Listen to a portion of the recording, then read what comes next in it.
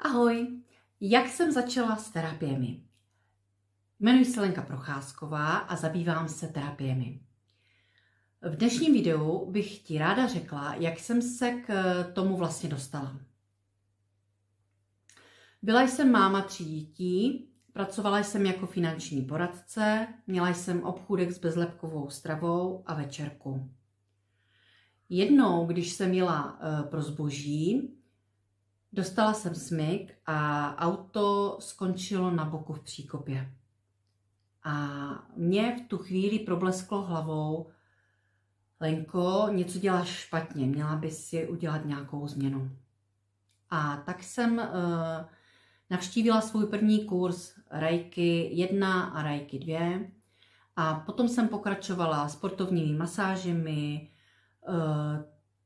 relaxačními masážemi a tam jsem se vlastně poprvé doslechla o kraniosakrální osteopatii.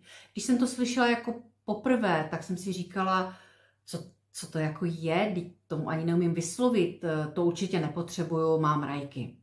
Jenomže o pár měsíců později už jsem seděla na svém prvním kurzu a vlastně bylo rozhodnuto.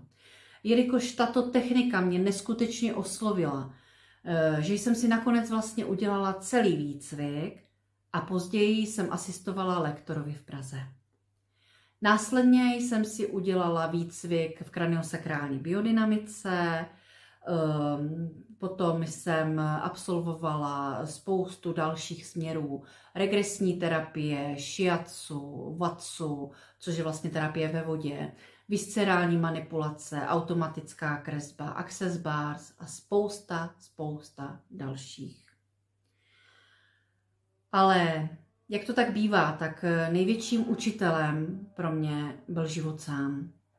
Prošla jsem si náročným obdobím rozvodu, kdy vlastně děti zůstaly s tatínkem. Bylo to pro mě velmi bolestivé, ale zároveň mi to dalo obrovskou sílu a touhu pomáhat ženám, které si prochází těžkými chvílemi. Časem jsem se znova vdala a narodilo se mi 4. dítě a momentálně mám vedle sebe láskyplného muže, se kterým můžu tvořit, můžu cestovat a žít život naplno. Zkusila jsem i pobyt ve tmě, který mi ukázal, že příběhy a vhledy si dokážu přinést sama i bez tmy. Letos jsem si splnila svůj veliký sen. Odjela jsem sama na 14 dní do Portugalska na pouť Rota Vicentina. Ušla jsem 230 km podél oceánu. Tam jsem se setkala se svými předky i se svou zesnulou kamarádkou. Naprosto jsem vystoupila ze své komfortní zóny. Zvládla jsem cestování úplně sama, i když jazyky moc neovládám. A po návratu jsem cítila neskutečnou vnitřní sílu a víru, že zvládnu už úplně všechno. Pokud tě zajímají další moje zkušenosti, příběhy i témata z oblasti terapií, sleduj můj kanál. A já se s tebou budu těšit na viděnou. Měj krásný den.